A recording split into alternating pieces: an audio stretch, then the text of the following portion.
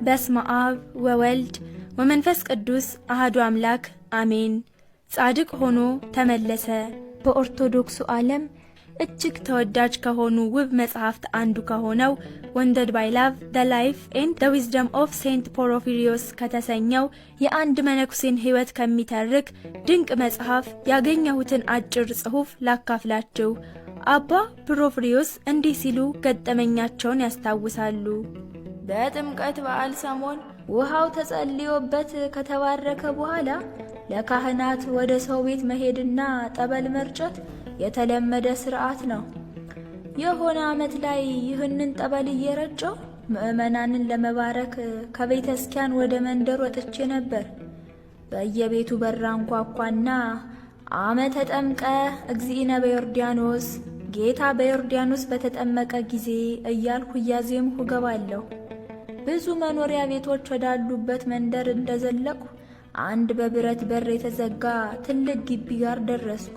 ከፍቼ ዘልቄ ገባሁ። ግቢውን የሞላው መንደሪን ሎሚና ብርቱካን የተተከለበት የአትክልት ስፍራን አልፌ ቀጥ ብዬ ገባሁ።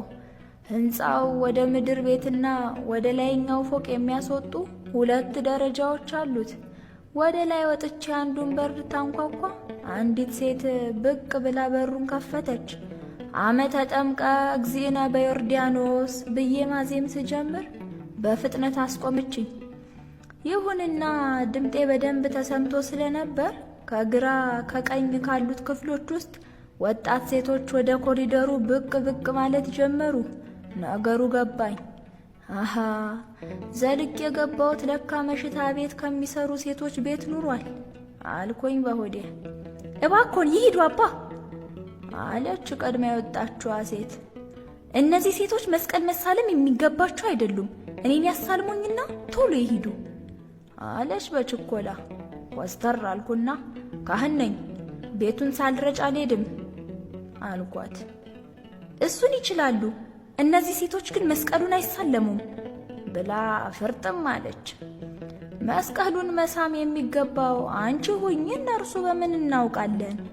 እግዚአብሔር መስቀሉን መሳለም የሚገባው ማን ነው ብሎ እኔን ቢጠይቀኝ መስቀል መሳለም የሚገባው ለአንቺ ሳይሆን ለሴቶቹ እንደሆነ በነገርሁት ነበር።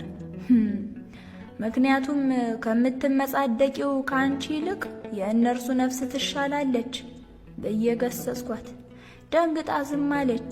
እኔም ሴቶቹን ወደ እኔ እንዲመጡ ጠራኋቸው።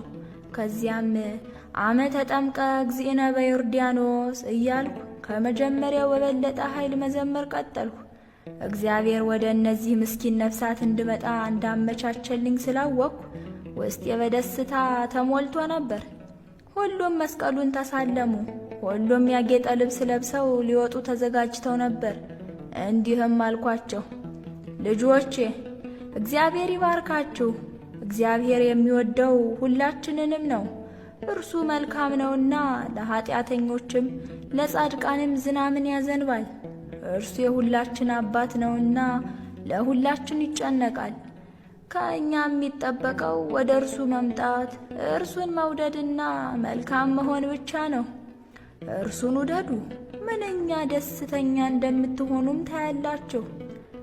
በመደነቅ ይመለከቱኝ ነበር። በተጨነቀች ነፍሳቸው ውስጥ የሆነ ነገር እንደቀረ ያስታውቅ ነበር።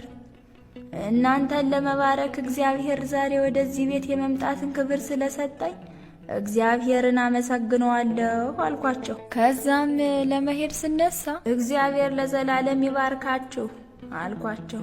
አሜን አባ፣ አሜን አሜን ብለው በአንድነት መለሱ። ጉዞዬንም ቀጠልኩ።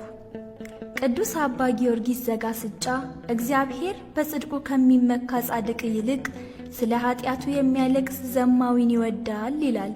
በእርግጥም ራስን አጽድቆ የሌላውን ሰው ኃጢአት የማሰብን ያህል ኪሳራ በክርስትና ሕይወት የለም። ሰው ወደ እግዚአብሔር የሚቀርበው የሌሎች ሰዎችን ኃጢአት ሲቆጥር ሳይሆን የራሱን በደል ሲቆጥር ነው።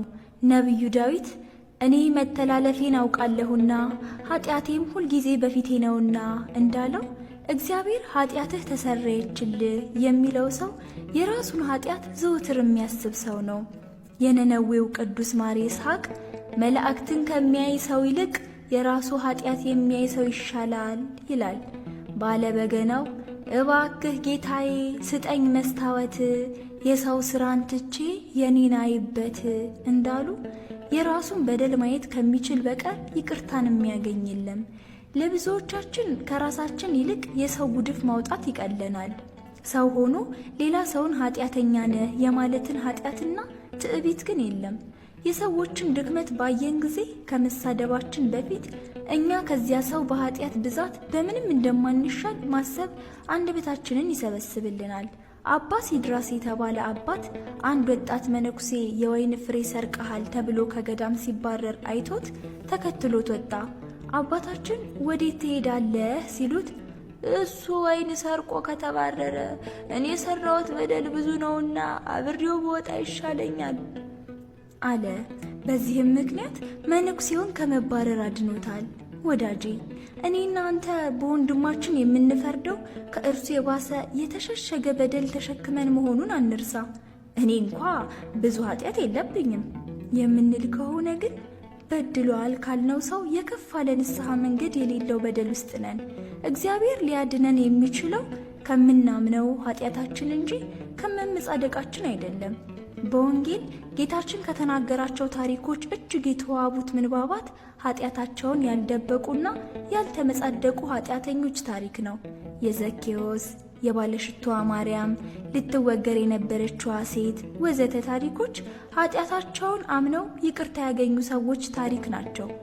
ከእነዚህ አንዱ ታሪክ ስለ አንድ ቀራጭ ይናገራል። በቤተ መቅደስ ፈሪሳዊና ቀራጩ ጎን ለጎን ቆሞ ይጸልያሉ። ፈሪሳዊው በእግዚአብሔር ፊት ቆሞ እንኳን ራሱን ዝቅ አያደርግም።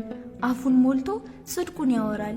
ጽድቅን ተናግሮ የሚገኝ ነገር ያለ ይመስል እጾማለሁ፣ አስራትም አወጣለሁ እያለ ይመጻደቃል። አልፎ ተርፎ እንደ ሌላ ሰው ሁሉ ቀማኞችና አመፀኞች አመንዝሮችም ወይም እንደዚህ ቀራጭ ስላልሆንኩኝ አመሰግንሃለሁ ብሎ የቀራጩን ኃጢአተኝነት ለእግዚአብሔር አሳሰበ። ወዳጄ 1000 ጊዜ በጎ ብትሰራ እንዲህ አደረግኩ ያልህ ቀን ዋጋ ታጣለህ። ስለ ሌሎች ሰዎች ኃጢአት ማውራትና ማሰብ እስካልተውክ ለእኔ ፈሪሳዊ ነህ እያለን ነው መሐሪው ጌታ። ቀራጩ ግን በሩቅ ቆሞ አይኖቹን ወደ ሰማይ ሊያነሳ እንኳ አልወደደም። ነገር ግን አምላክ ሆይ እኔን ኃጢአተኛውን ማረኝ እያለ ደረቱን ይደቃ ነበር እላችኋለሁ። ከዚህ ይልቅ ይህ ጻድቅ ሆኖ ወደ ቤቱ ተመለሰ ይላል ጌታችን። በእውነት እንዴት ያለ ቃል ነው! ብዙዎቻችን ቤተ ክርስቲያን እንሄዳለን፣ ጸልየን ተሳልመን ወደ ቤታችን እንመለሳለን። ከቤተ ክርስቲያን ስንመለስ ጻድቅ ሆነን ተመልሰን እናውቅ ይሆን? ዕውቀት ገብይተን የመንፈስ እረፍት አግኝተን በአገልግሎት ብዛት የሥጋ ድካም ሸምተን እንመለስ ይሆናል። ጻድቅ ሆኖ ተመልሶ የሚያውቅ ይኖር ይሆን? ምናልባትም ቤተ ክርስቲያን ሄደን ከሰው ጋር ተጣልተን ያም ባይሆን ደግሞ እንደ ፈሪሳዊው የሰው ኃጢአት በመቁጠር በደል ሸምተን እንመለስ ይሆናል። እንደዚህ ቀራጭ ከቤተ ክርስቲያን ጻድቅ ሆኖ ተመለሰ የሚባልለት ይኖር ይሆን? ልብ በሉ። ቄጤማ ገዝቶ ተመለሰ አይልም፣ ነፍሱን አግኝቶ እንጂ። ይህ ቀራጭ ጻድቅ ሆኖ የተመለሰው የወንድሙን ኃጢአት ትቶ የራሱን በማየቱ ነበር።